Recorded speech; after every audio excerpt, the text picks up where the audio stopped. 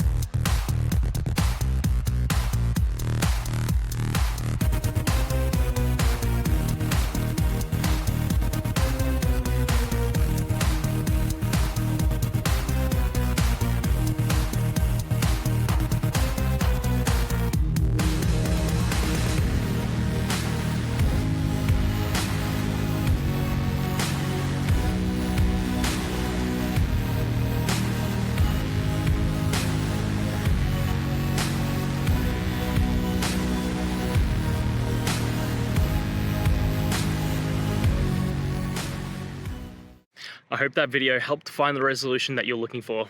And if it did, please, I'd appreciate it if you could hit subscribe. Until the next time that you need more technical help, I hope you have a great one. See ya.